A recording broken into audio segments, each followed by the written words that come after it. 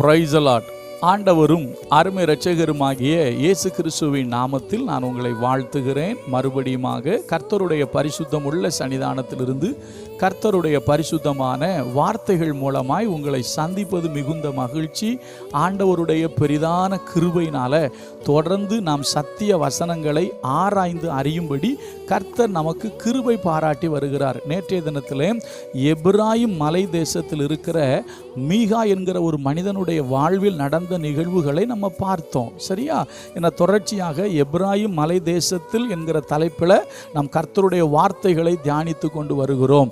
அருமையான கர்த்தருடைய பிள்ளைகளே, எப்ராயிம் மலை தேசத்தில் தான் முதலாவது பெண் நியாயாதிபதியை கர்த்தர் எழுப்பினார் என்பதை பார்த்தோம். அதே போல எப்ராயிம் மலை தேசத்தில் மீகா என்று சொல்லப்பட்ட ஒரு மனிதன் தேவனுக்கு பிரியமில்லாத காரியங்கள் செய்ததை நம்ம பார்த்தோம். அதை தொடர்ந்து இன்றைக்கும் எப்ராயிம் மலை தேசத்தில் இருந்த இன்னொரு மனிதனை குறித்து நாம் பார்ப்போம்.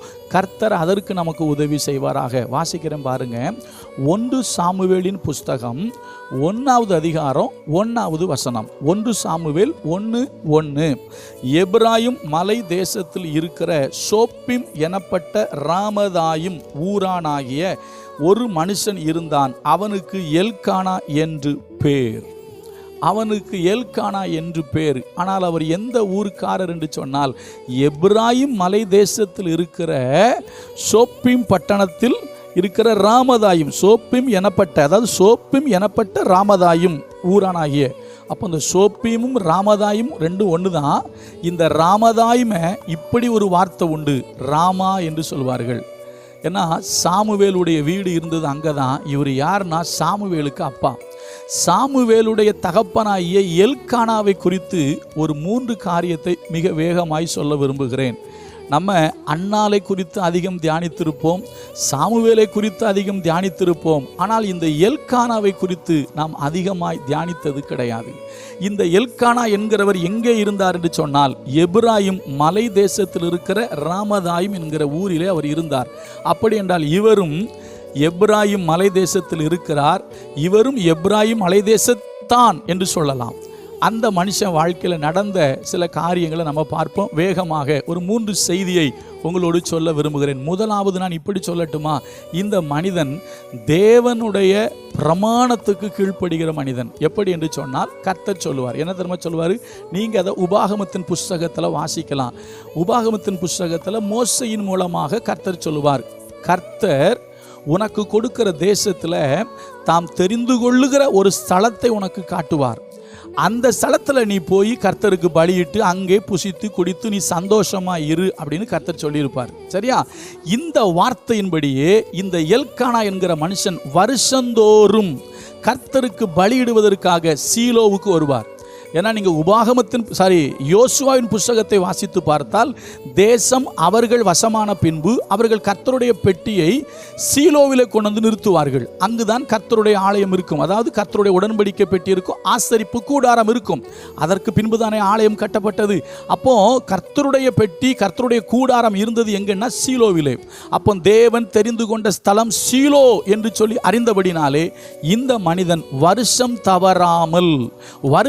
தவறாமல் தன்னுடைய 2 மனைவிகளையும் பிள்ளைகளையும் அழைத்து கொண்டு அவர் கர்த்தருடைய சந்நிதிக்கு வருவார்.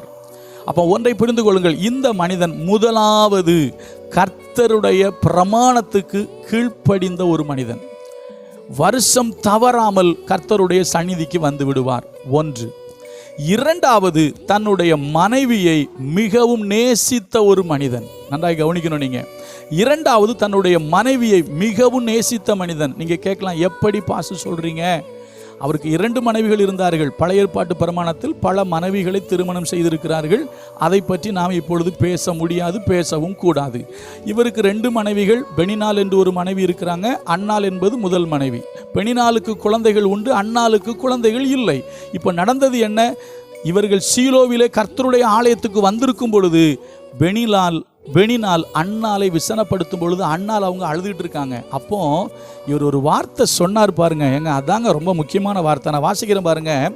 அதே 1 சாமுவேல் 1வது அதிகாரத்தில் 8வது வசனம். அவள் புருஷனாகிய எல்கானா அவளை பார்த்து, அன்னாளே, ஏன் அழுகிறாய்? ஏன் சாப்பிடாதிருக்கிறாய்? ஏன் சஞ்சலப்படுகிறாய்? 10 10 குமாரரை பார்க்கிலும் நான் உனக்கு அதிகம் அல்லவோ. எப்படி? 10 குமாரரை பார்க்கிலும் நான் உனக்கு அதிகம் அல்லவோ. என்ன ஒரு அழகான வார்த்தை. இவரால் இந்த வார்த்தையை அவர் சும்மா சொல்லலை.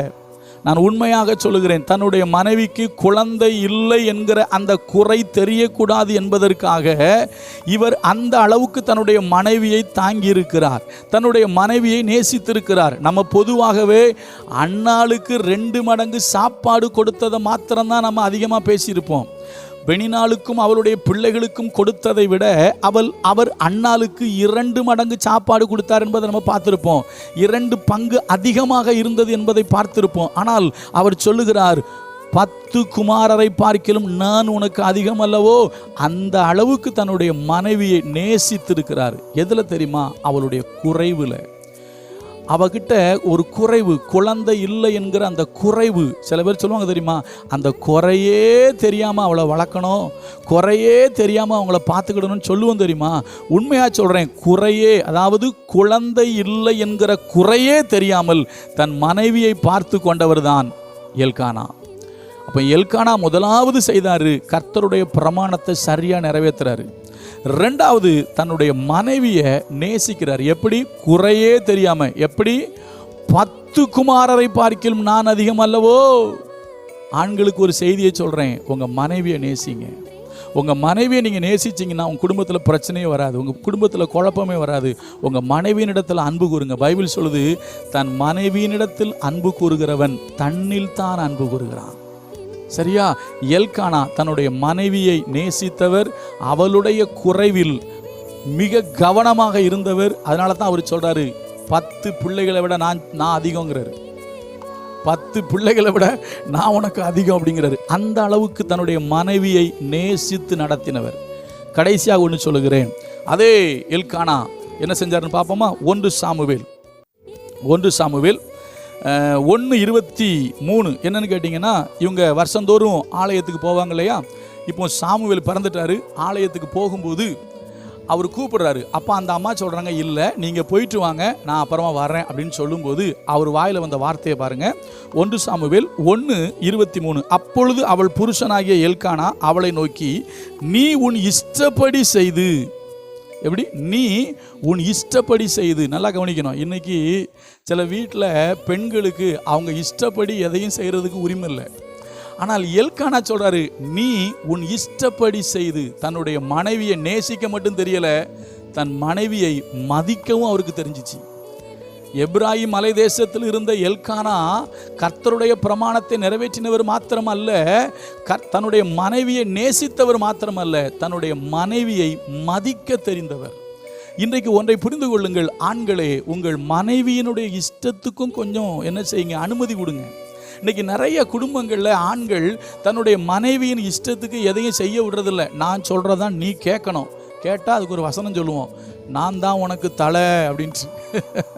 நல்லா கவனிங்க, வசனம் ரொம்ப அழகாக இருக்குங்க. பைபிளை படிங்க. கிறிஸ்துவுக்குள் ஆணென்றும் இல்லை பெண்ணென்றும் இல்லை. சரியா? எல்லாரும் அவருக்கு முன்னால் சமந்தான். உங்கள் மனைவியை நீங்கள் மதிக்க பழகுங்க. உங்கள் மனைவியினுடைய இஷ்டத்துக்கும் கொஞ்சம் விட்டு கொடுங்க. ஏன்னா வருஷந்தோறும் தேவாலயத்துக்கு போவாங்க. அதுக்காக நீங்கள் சர்ச்சுக்கு வர்றதுக்கு என் மனைவி வரலன்னு சொல்லிட்டு அதை சொல்லலைன்னு அப்படி எடுத்துடாதீங்க. இப்போ அந்த அம்மா சொல்கிறாங்க, இந்த பிள்ளைய நான் பால்குடி மறந்ததுக்கப்புறம் நான் முதல்ல சர்ச்சுக்கு போகும்போது இந்த பிள்ளையோட தான் போவேன். அப்படி தான் அவங்க போனாங்க. சரியா? அப்போ நல்லா கவனிங்க. அவங்க வீட்டுக்காரர் சொல்கிறாரு, உன் இஷ்டப்படி செய், உன் இஷ்டப்படி நீ செய். அப்போ நல்லா கவனிங்க. அருமையான ஆண்களே, சகோதரர்களே, உங்களை பார்த்து கர்த்தர் பேசுகிறாரு, உன் மனைவியினுடைய இஷ்டத்துக்கு கொஞ்சம் விட்டு கொடுப்பா, உன் மனைவி கொஞ்சம் இடம் கொடுப்பா. நல்லா கவனிங்க. உங்கள் மனைவிக்கு நீங்கள் இடம் கொடுத்தீங்கன்னா உங்கள் குடும்பம் சந்தோஷமாக இருக்கும். உங்கள் மனைவியினுடைய இஷ்டத்துக்கும் விருப்பத்துக்கும் நீங்கள் கொஞ்சம் விட்டு கொடுத்து பாருங்களா, உங்கள் குடும்பம் சொல்லுவாங்களா, குட்டி பரலோகம் மாதிரி இருக்கும். சரியா? இப்போ நான் நிறைவு செய்கிறேன். அருமையான தேவ பிள்ளைகளே, எப்ராயிம் மலை தேசத்தில் இருந்த இந்த எல்கானா என்கிற மனுஷன் மூலமாக நம்ம கற்றுக்கொள்கிற 3 காரியம். அவன் கர்த்தருடைய பிரமாணத்தை நிறைவேற்றுவதில் சரியாக இருந்தார். 2வது, தன்னுடைய மனைவியை மிகவும் நேசித்தார். அந்த வார்த்தை 10 குமாரரை பார்க்கிலும் நான் அதிகம் அல்லவோ. அந்த அளவுக்கு அண்ணால நேசித்தார். மூணாவது, அந்த மனைவிக்கு மனைவியினுடைய இஷ்டப்படி செய்கிறதுக்கு விட்டு கொடுத்தாரு. மனைவிக்கு ஒரு சுதந்திரம் கொடுத்தாரு. அப்படி வாழ்ந்ததுனால தான் அவங்க குடும்பம் ஆசீர்வாதமாக இருந்துச்சு. அந்த குடும்பத்தில் சாமுவேல் என்கிற தீர்க்கதரிசியை கர்த்தர் எழுப்பினார். நாம் எப்படின்னு தியானிப்போம். நாளைக்கு இன்னொரு எபிராயிம் மலை தேசத்தில் நடந்த நிகழ்ச்சியை பார்ப்போம். கர்த்தர் நமக்கு உதவி செய்வார். கர்த்தர் நல்லவர், அவர் கிருபை நம்மேல் என்றும் உள்ளது. God bless you.